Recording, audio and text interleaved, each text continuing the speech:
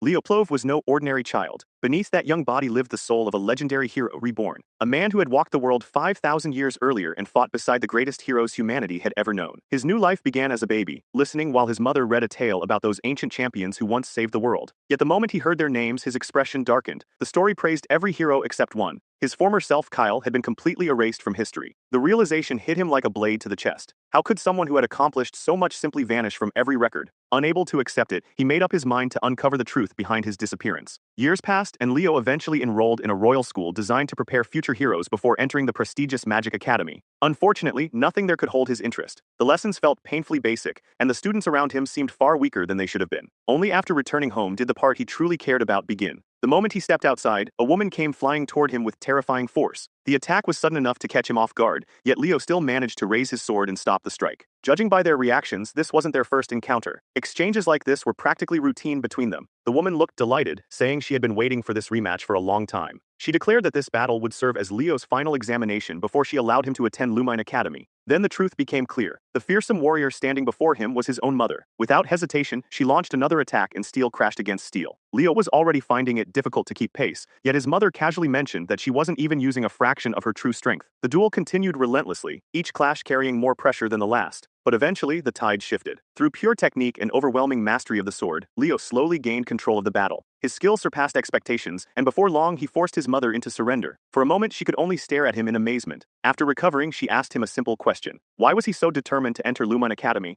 Lumine Academy, the Academy of Human Heroes, was one of 4 prestigious institutions belonging to the world's major races, each safeguarded pieces of the hero record, invaluable remnants of history. For Leo, that made the academy far more than a school. Among all possible locations, he believed Lumine Academy was the place most likely to contain traces of Kyle's forgotten past. With a goal like that, there was no chance he would back down. His mother then informed him that members of the Zeringer clan had arrived in Dawn and would be staying at the Plove mansion. While she wasn't exactly thrilled about hosting them, she had a plan. She intended to speak with Zeiss Zeringer, the clan's vice patriarch, and ask whether he would teach Leo the famous Zeringer aura technique. In her eyes, mastering that technique would give him enough strength to enter Lumine Academy next year. The problem was that Leo had no intention of waiting another year. He wanted in now. Some time later, attention shifts to the Plove mansion, where a young woman named Celia Zeringer arrives. Stepping from her carriage, she immediately questions why her uncle chose to stay somewhere like this. With the resources of the Zeringer clan, he could have rented an entire hotel without effort. Celia Zeringer, 15 years old, was widely known as the Sword Princess of the Zeringer clan. At the moment, her entire focus was fixed on the Lumine entrance examination, making her doubtful that a relatively minor family like the Ploves could contribute anything meaningful to her preparation. Just then, her uncle called out to her. The man was Zeiss Zeringer himself, vice patriarch of the clan.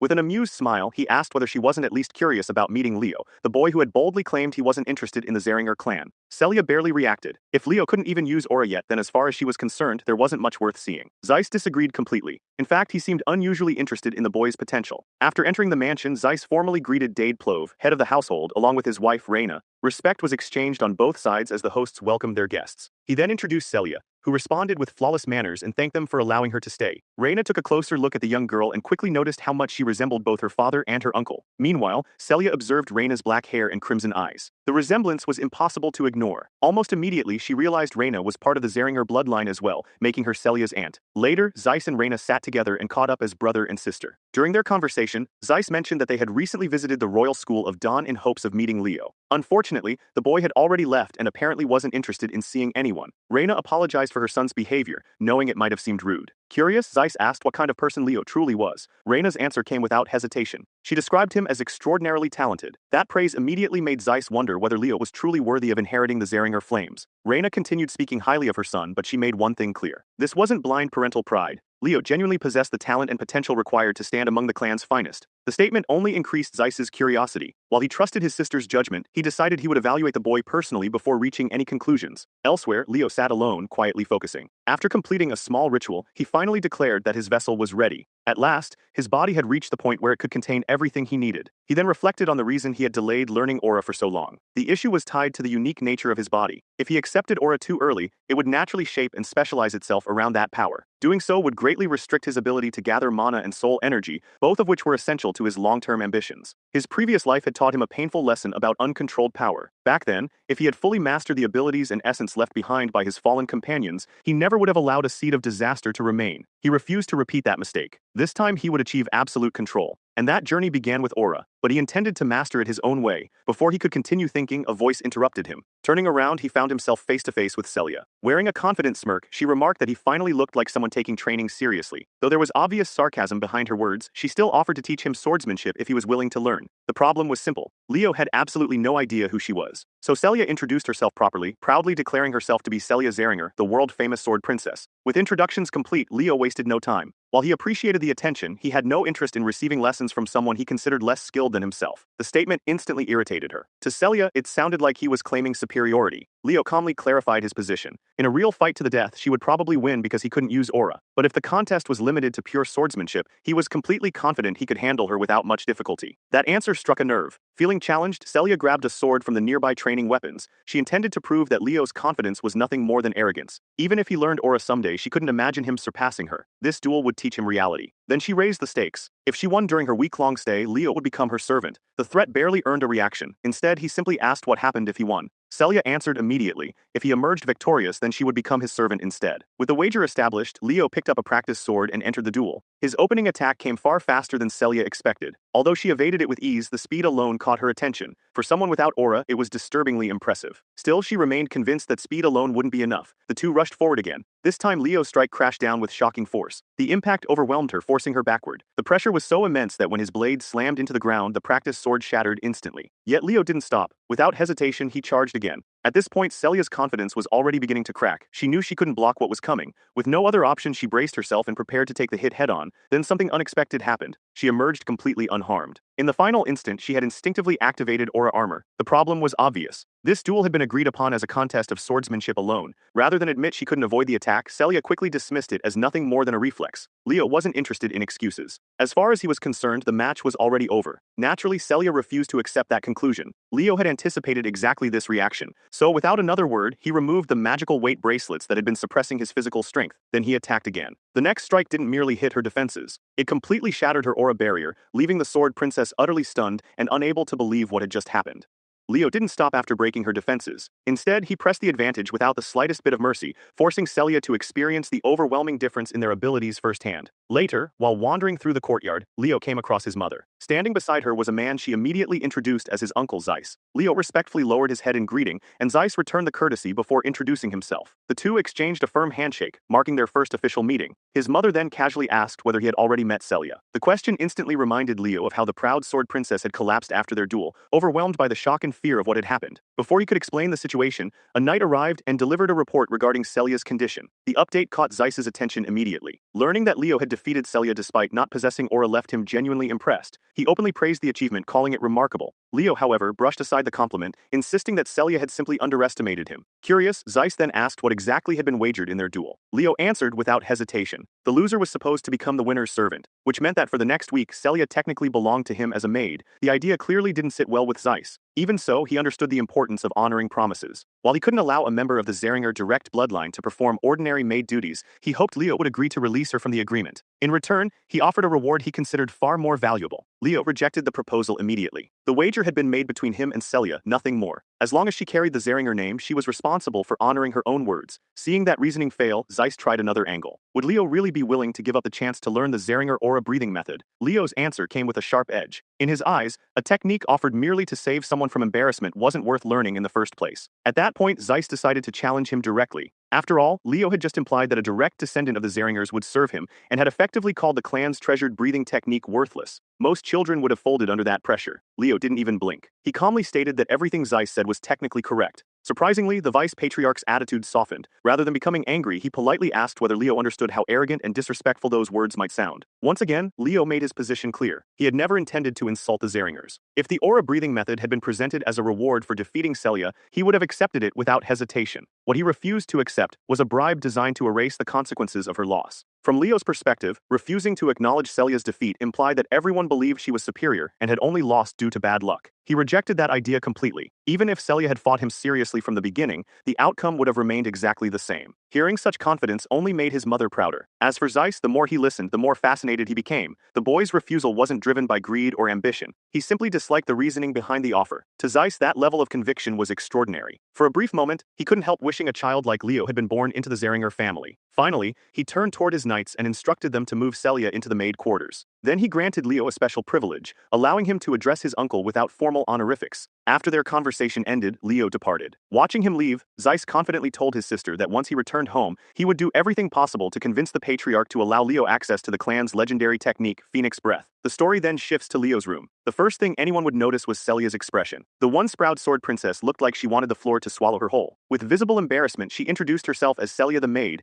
assigned to serve Leo for the next week. Meanwhile, Leo was enjoying every second of it. What surprised him even more was how well the simple maid outfit suited her. Her usual noble appearance was gone, yet somehow she looked even more striking. Celia looked irritated by the compliments. As far as she was concerned, her beauty wasn't exactly breaking news. Leo quickly clarified that he wasn't trying to mock her. The habit came from someone he once knew, a man who praised beauty whenever he had the chance. That memory brought him back to a companion from his previous life, the dwarven master Duino. Leo remembered how the dwarf constantly claimed that true beauty surpassed eternity itself. If peace ever returned to the world, he wanted to spend the rest of his life sharing beautiful things with everyone he met. Their conversation shifted when Celia noticed the book Leo had been reading. Curious, she asked about it. Leo explained that it was a book he had enjoyed since childhood, a story known as The Great Hero of the Beginning. Celia immediately recognized it. She remembered reading the same book when she was only 5 years old. Seeing his interest, she walked to the bookshelf and picked out another volume, mentioning that there were countless books written about Kyle. Leo responded thoughtfully. History, he explained, often oversimplifies achievements. Many legendary accomplishments attributed to a single hero may actually be the result of multiple heroes working together across time. In other words, he was subtly suggesting that Kyle's contributions had likely been credited to others. Celia wasn't convinced. According to popular belief, Kyle was nothing more than a fraud who tried to steal glory from genuine heroes, and she happened to share that opinion. Needless to say, hearing people reduce his former self to a scammer wasn't exactly pleasant for Leo. Rather than continue the discussion, he decided to move on. Breakfast came first, training came after. Instantly slipping into her maid role, Celia politely asked whether she could train alongside him.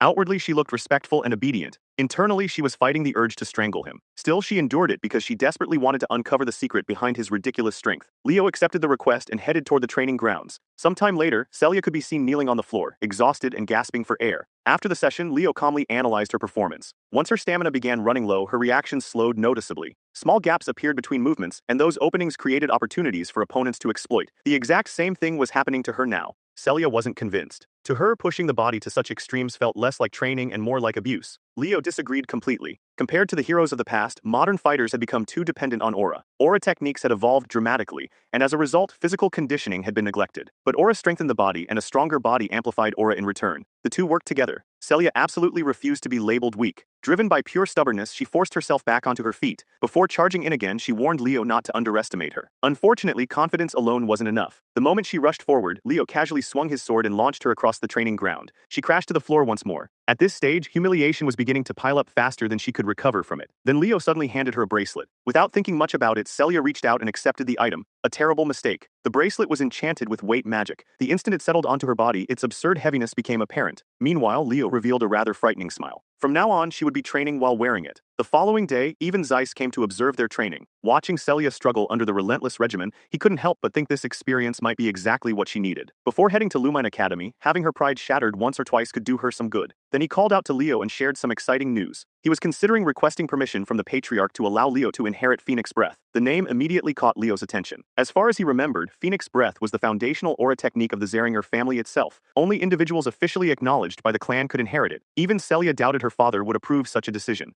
Zeiss had already considered that possibility, which was why he presented a condition. If Leo successfully passed the Lumine entrance examination, he would be granted the opportunity to learn Phoenix Breath. The proposal instantly bothered Celia. In her eyes, Leo was still someone who couldn't even use aura. The entrance examination involved real combat. It wasn't a place for amateurs. Leo casually admitted that he lacked actual battle experience. Of course, that statement ignored an entire previous lifetime spent fighting wars and monsters. Zeiss waited for his answer. Leo agreed almost immediately, provided his parents approved. Time moved quickly. Before long, a full week had passed, and the day of the Lumine entrance examination finally arrived. The moment participants noticed Celia Zeringer among the applicants, excitement spread through the crowd. The famous sword princess had appeared in person. Meanwhile, Celia glanced toward Leo and asked whether he was nervous. Ironically, after spending an entire week acting as his maid, she was still calling him master out of pure habit. As they stood waiting, a familiar voice suddenly echoed nearby. Gullivan had arrived. His original goal was to meet Celia, but the moment he noticed Leo standing beside her, surprise flashed across his face. Naturally, he couldn't resist throwing a few insults. In his opinion, someone who couldn't even use aura had no business participating in the examination. At the same time, he attempted to greet Celia with polite enthusiasm. The result was devastating. Neither Leo nor Celia acknowledged his existence. Together, they ignored him so thoroughly that it was as if he wasn't even standing there.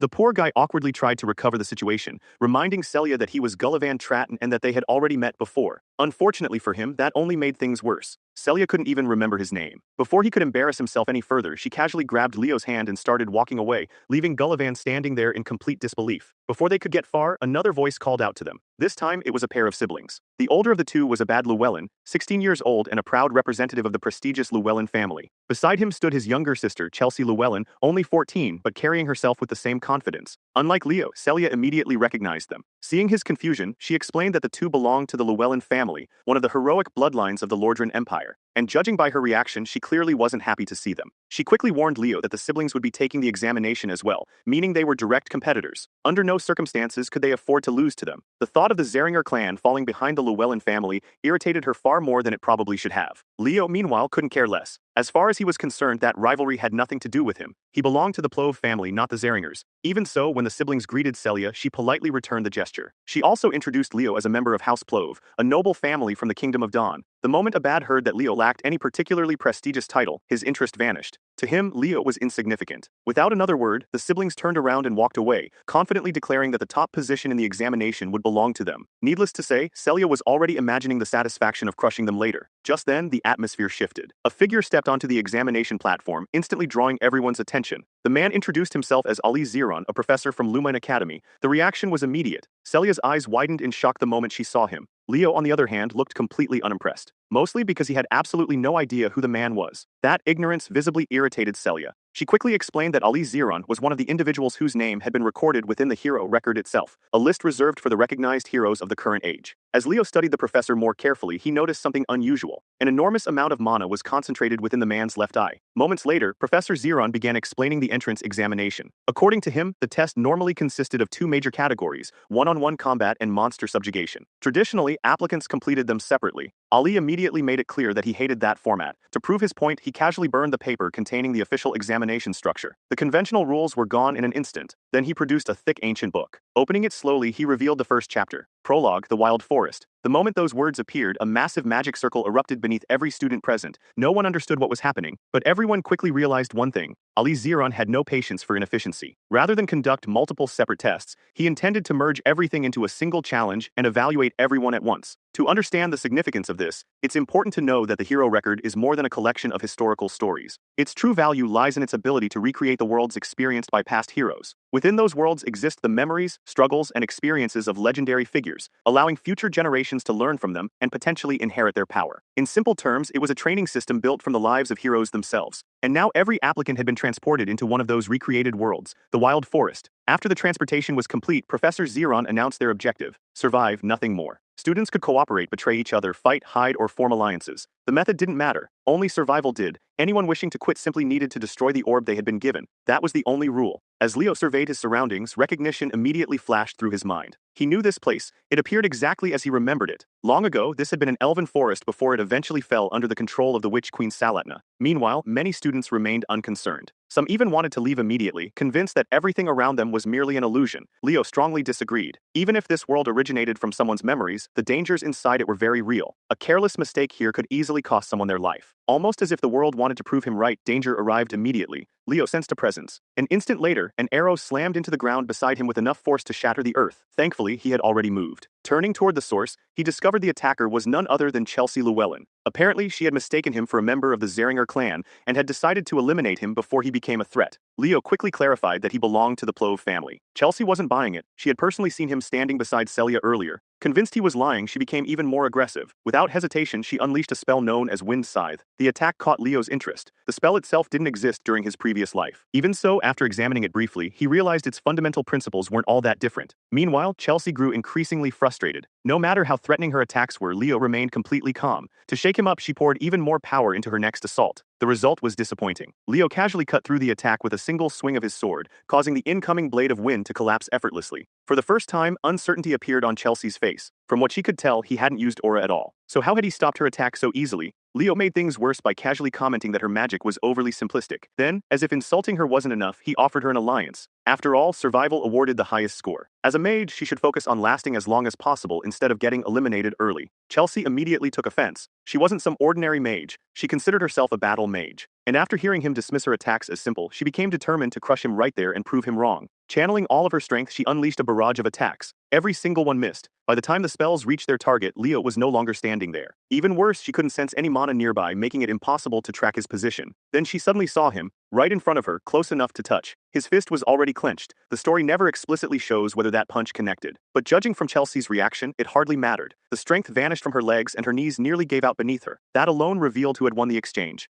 Even then, Leo calmly reminded her that his alliance offer remained available if she reconsidered. Before her answer could be heard, the perspective shifts. Inside Lumine Academy, members of the faculty watched the examination unfold through magical screens. Many were excited. The competition was finally becoming interesting. Back in the forest, however, Chelsea quickly discovered that Leo wasn't nearly as kind as he appeared. Rather than receiving special treatment, she found herself tied tightly against a tree. The expression on Leo's face made it painfully obvious that he had a plan, and it wasn't one she was going to enjoy. To make matters worse, he built a small campfire nearby as night began settling over the forest. Slowly, the flames grew larger. Then they started creeping toward Chelsea. Panic immediately set in. The situation became even worse when the fire reached her clothes. Leo calmly explained that everything could be avoided if she simply agreed to cooperate. Unfortunately, Chelsea was unbelievably stubborn. She flatly refused. The only person she intended to ally with was her brother. Attempting to escape, she tried casting wind magic. Nothing happened. Leo had already prepared a magic restricting skill specifically to prevent that, although internally, he knew the technique wouldn't hold forever. His mana reserves weren't large enough to maintain it indefinitely. Eventually, Chelsea gave in slightly. She reasoned that she didn't need magic to escape. Leo had already anticipated that thought, which was exactly why he never took his eyes off her. The moment she considered trying something clever, he increased the fire even further. Now the flames genuinely began catching onto her. That finally broke her resolve. At last, Chelsea agreed to form an alliance. But Leo wasn't satisfied with words alone. He demanded an oath sworn upon her family name. Realizing she had no choice, Chelsea swore upon the honor of the Llewellyn family that she would cooperate. Only then did Leo untie her. As her weakened body tipped forward toward the flames, he caught her before she could fall. The scene then shifts back to the Academy observers. The professors continued monitoring the participants carefully. So far, Ali Ziron remained unimpressed. None of the students had demonstrated the qualities he was looking for. In fact, he found it ridiculous that so many of them had immediately chosen to fight each other instead of focusing on survival. Among all the participants, only two groups had truly stood out: Celia Zeringer and Abad Llewellyn, who were working together effectively, and Leo alongside Chelsea. Ali paid particular attention to Leo. While the stunt involving the fire was undeniably immature, successfully forcing someone as capable as Chelsea Llewellyn into cooperation still impressed him, especially because Leo lacked the overwhelming prestige and natural talent possessed by students like Celia and Abad, at least from Ali's perspective. What the professor didn't realize was just how wrong that assumption was. After all, the very same Leo he was underestimating had already defeated Celia Zeringer without breaking a sweat. Even so, Ali Ziron couldn't ignore what he was seeing. Whether anyone liked it or not, Leo had already established himself as one of the competition's biggest wild cards. After clearing several monsters from their path, Leo and Chelsea continued deeper into the forest. By this point, Chelsea had started to realize that partnering with him might have been one of the smartest decisions she could have made. Curiosity eventually got the better of her. She asked what kind of aura he was using. The strange thing was that she couldn't sense any mana from it. Leo's answer nearly short-circuited her brain. He casually revealed that he didn't know how to use aura at all. The statement hit harder than any spell. Chelsea stared at him in disbelief. As they continued talking, neither of them noticed the creature lurking within the bushes nearby. At least not immediately. The hidden monster watched patiently, waiting for an opening. Chelsea spotted it first. Without hesitation, she unleashed a powerful attack. Honestly, the poor monster never stood a chance. The amount of force she used was complete overkill for a creature that weak. Even Leo admitted she possessed considerable power. The problem wasn't her strength, it was how she chose to use it. Before he could elaborate further, Leo suddenly sensed something unusual. His expression changed. Immediately, he ordered Chelsea to stop moving. The ground beneath them felt wrong. Kneeling down, he inspected the area more carefully and discovered dried earth mixed with decaying corpses. That was all the confirmation he needed. A split second later, an explosion erupted. The trap had been triggered. Thankfully, Leo reacted instantly, grabbing Chelsea and leaping away before the blast could consume them. The people responsible for the ambush finally revealed themselves. None other than Gullivan and his companions. Considering Gullivan's grudge against Leo, the attack wasn't exactly surprising. Without wasting time, Gullivan ordered one of his lackeys to charge. The unfortunate volunteer obeyed immediately. It was a terrible decision. The moment he approached, Leo greeted him with a devastating punch that nearly shattered his jaw, sending him crashing to the ground in an instant. Leo stood there completely unfazed, radiating confidence while calmly telling Chelsea to watch his back. For a brief moment she froze. After all, this was the second time in a row he had saved her without breaking a sweat. Still, she quickly regained focus and moved into position behind him, preparing to confront the remaining attackers. As for Gullivan, the moment things stopped going his way, he did what he did best. He ran. Without a shred of loyalty, he abandoned his teammates and fled into the forest as fast as his legs could carry him. The only thing on his mind was finding someone strong enough to protect him. By pure coincidence, Celia happened to spot him from afar. Rather than pursuing him, she calmly continued walking in the direction he had come from. Eventually, both groups arrived at the same location. The sight waiting for them was unbelievable. Monster corpses littered the area. So did unconscious students who had failed to overcome them. Naturally, Chelsea immediately brightened upon reuniting with her brother. Meanwhile, Celia's attention shifted elsewhere, specifically toward Leo. With obvious suspicion, she demanded an explanation for why he was standing beside Chelsea. Leo answered proudly. Forming an alliance with her had been entirely his idea. Celia found that explanation harder to believe than a fairy tale. Honestly, she would have found it more believable if someone told her a cockroach was performing acrobatics. The idea of stubborn Chelsea willingly cooperating with anyone seemed impossible. Leo merely responded with a mysterious smile, claiming he had simply persuaded her. That grin alone made Celia uncomfortable. The less she knew about how he accomplished that persuasion, the better. Afterward, Leo began helping the defeated students back onto their feet. The action immediately caught Abad's attention. He couldn't understand why Leo was helping potential rivals. Leo quickly explained his reasoning. Fighting each other was pointless. The real threat wasn't the other students. It was the world around them. Working together offered far greater odds of success than selfish competition ever could. Abad and the others looked confused. What challenge was he even talking about? In response, Leo directed their attention toward the nearby corpses. The dried remains immediately raised concerns. One student noted that the bodies appeared completely drained of moisture. Leo agreed but pointed out that the corpses weren't the only strange detail. Something else felt wrong. The forest had become unnaturally quiet. There were almost no monsters nearby. It was as though every creature in the area had fled from something far more terrifying. Something powerful enough to dominate the entire ecosystem. The moment he said it, realization dawned on Abad. According to the stories, one of Hero Ali Ziron's greatest accomplishments involved defeating a high-ranking monster. Then it happened. A deafening roar echoed through the forest. The sound rolled through the trees like thunder. Something massive had awakened, and it was close. The creature had finally made its presence known. Elsewhere, Gullivan stumbled through the darkness alone. A torch trembled in his hand as fear consumed him. Despite his miserable situation, his obsession with revenge still occupied more of his thoughts than survival. Then he noticed a corpse lying nearby. Moments later, something hidden within the darkness caused him to trip. When he looked up, his blood turned cold. A giant spider stood before him, and it looked hungry. At that moment, Gullivan's fate was practically sealed. Back outside the simulation, Professor Ali and the faculty continued observing the examination. The numbers were shocking. Over 500 students had already failed. The bigger problem was that the academy normally required at least 100 successful candidates. Only 50 remained. Most instructors would have lowered their standards. Ali had no intention of doing that. If fewer students qualified, then fewer students would pass. Simple. The headmaster had placed him in charge specifically because he was willing to prioritize quality over quantity. Ali believed true heroes revealed themselves during moments of crisis, and among all the candidates, one name had begun drawing his attention: Leo Plove, the unexpected dark horse. The question was whether this dark horse could survive what came next. Back within the examination, the remaining students hurried through the darkness. Visibility was poor. Navigating the forest had become increasingly difficult. Eventually, Celia illuminated her sword, creating a crimson glow that cut through the darkness. That's when she saw it, the spider. Its horrifying form emerged from the shadows while feeding upon its prey. The sight alone sent chills through everyone present. Abad reacted immediately. Gathering mana, he prepared a powerful spell, but before he could release it, Leo stopped him. At the same time, he instructed Gullivan to break his crystal. The poor fool was practically being eaten alive, making resistance impossible. Desperate, Gullivan crushed the crystal. Electric energy erupted within the spider's mouth as the emergency escape activated. With preparations complete, Abad unleashed Wind Fang. The spell struck true. The monster was wounded, but not defeated. As the dust settled, everyone finally grasped the level of danger standing before them. This wasn't an ordinary creature. It was the spider Princess Tarantula,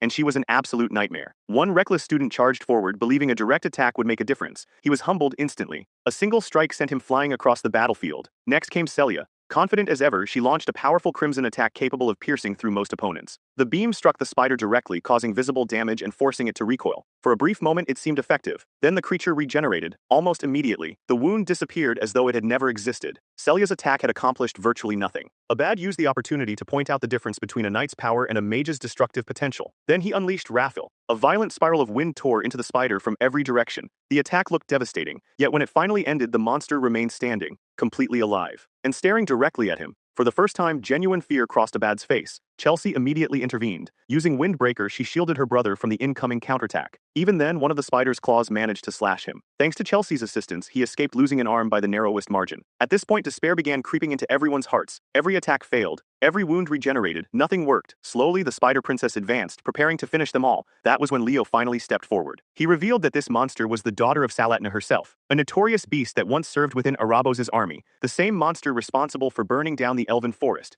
As Leo spoke, another realization surfaced. The mana contained within Professor Ali's left eye carried traces of the Fairy King's power. Suddenly, everything started making sense. The tarantula had once ruled over the cursed wild forest. She didn't merely destroy the elves' homeland. She devoured one of the Fairy King's most trusted companions, a being who possessed an artifact known as the Ring of Life, an artifact containing seemingly endless life energy. Originally, Leo believed the hero Luna had defeated the creature. The truth was far different. The tarantula survived. By consuming the Fairy King's ally, she had gained access to that endless vitality, which explained her terrifying regeneration. Unfortunately, Abad remained stubborn. Since this monster was part of the examination, he believed it was his responsibility to defeat it personally. Celia felt exactly the same. Together, they launched attack after attack, trying to overwhelm the creature through sheer force. Leo could already see the outcome. It was pointless. The spider would continue regenerating endlessly. Meanwhile, they would eventually exhaust their mana, not the other way around. Finally realizing brute force wasn't working, Celia turned toward Leo and asked for his opinion. How were they supposed to kill this thing? Leo answered immediately. The solution required two people working together. The suggestion was met with immediate resistance. Abad still wanted the glory for himself. Celia wasn't much better. Both of them remained obsessed with proving their superiority. Watching their stubbornness, Leo finally lost patience. He bluntly pointed out the reality of their situation. If they continued acting like children instead of cooperating, every single one of them would fail. Those words finally landed. Abad reluctantly acknowledged that teamwork might actually be necessary. The problem was timing.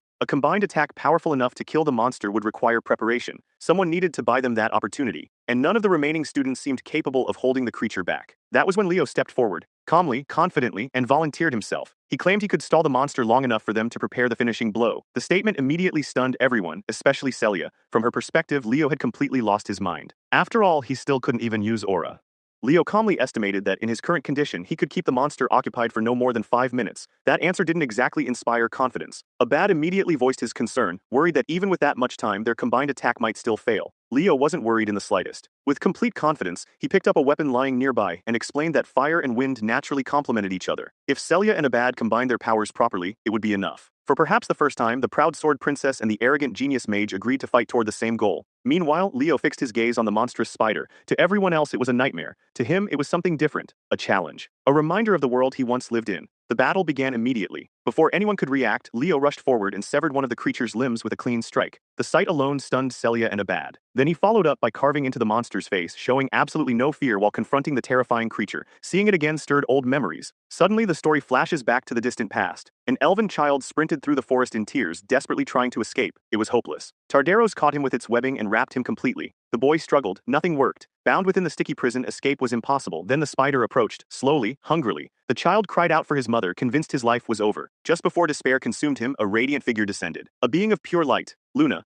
Fury burned within her heart as she witnessed the destruction of her homeland. The monster had already consumed the contractor who served as the Fairy King's trusted right hand. Without hesitation, Luna unleashed her power. Brilliant light enveloped Tardaros, trapping it in place before a devastating pillar of lightning descended from the heavens. At the time, even Luna hadn't expected Arabos' army to have completely overrun the elven forest. Meanwhile, Leo, in his previous life as Kyle, rushed to free the trapped child and tear away the webbing that bound him. The memory fades. The present returns. Leo stood before the Spider Princess with an axe in hand. His role was simple, by time. Unfortunately, lacking aura limited what he could do. Turning toward Chelsea, he requested her assistance. He instructed her to attack him with elemental weapons. Naturally, the request sounded insane. Still, Chelsea followed his instructions. Leo effortlessly dodged the first attack. His movements were so absurdly fast that Chelsea began worrying he might eventually get caught by one of her spells. Leo dismissed the concern immediately. As long as she kept supplying weapons, he would be fine. Chelsea activated her magic. She prepared to create whatever weapon he needed. Leo didn't care what shape they took. As long as they could cut, they were useful. Moments later, she formed new weapons. Even before seeing them clearly, Leo correctly guessed their forms. A scimitar, a bastard sword. Armed with both, he launched another relentless assault. Every swing tore through the spider's body. Whenever a weapon shattered, Chelsea immediately forged another. A dagger, a battle axe, another blade, then another. The exchange continued non-stop. Watching Leo fight was honestly difficult to comprehend. Chelsea had never seen anyone wield so many different weapons so naturally. His physical ability alone bordered on the absurd. At this point, she was convinced she was watching a master martial artist. Even Abad couldn't deny Leo's strength anymore. Still, even Leo wasn't untouchable. A sudden strike managed to graze his face, leaving a shallow cut. The wound only strengthened his resolve. If he couldn't stop a spider here and now, his fallen companions would never let him hear the end of it in the afterlife. That thought alone pushed him forward. He intensified his assault and cut through the monster once again. Then he called out for another weapon. This time, however, Chelsea had bad news. She was completely out. No weapons remained. Even Leo looked surprised. Fortunately, they had already bought enough time. Behind them, Celia had finished preparing her strongest attack. The moment arrived. A massive spiral of roaring fire erupted forward and swallowed the spider whole. The inferno completely engulfed the creature. This time there was no recovery, no regeneration, no survival. The spider princess was finally defeated. As its body collapsed, the ring of life emerged from within. The monster had been subjugated at last. Celia dropped to the ground in exhaustion. Relief washed over everyone. The nightmare was over. Yet despite everything, one thought kept replaying in her mind. Leo had actually held Tardaro's back for 5 entire minutes, without aura, without fear, without backing down. She wanted to acknowledge his achievement. Unfortunately for her, Chelsea was faster. The young mage had already become Leo's biggest supporter. In her eyes, what he had just accomplished belonged in the same category as the legendary heroes of old. Leo brushed off the praise as if it were nothing. Chelsea absolutely did not. The girl practically exploded with admiration. As someone aspiring to become a battle mage, she desperately wanted to learn from him. Ironically, Celia quietly supported the idea, mostly because she thought Chelsea deserved to experience the same brutal training she had suffered through. While they argued, Leo approached the Ring of Life. The artifact reacted immediately. A fairy materialized before him. Princed. Simply speaking, the fairy's name restored fragments of its lost memory. Afterward, the fairy returned to the ring and formally acknowledged Silly as the Fairy King. This unexpected outcome was only possible because Professor Ali had discovered the Eye of Mana. Soon afterward, a countdown echoed throughout the testing grounds. The stage had been cleared. Their reward was officially recognized as the Fairy King's pledge. As the transfer process began, Leo caught sight of someone connected to his previous life. The moment passed quickly. Then the scene shifts. Far away, Callan Badian, the Academy's headmaster, reviewed the examination results from the Western Territory. His assistant couldn't help wondering how many students Ali had actually allowed to pass. Given the professor's impossible standards, expectations were low. To their surprise, 40 students had successfully cleared the examination. The number was still small, but considering Ali's involvement, it was practically a miracle. The headmaster admitted he had expected 10 survivors at most. 40 was a remarkable outcome. Naturally, everyone assumed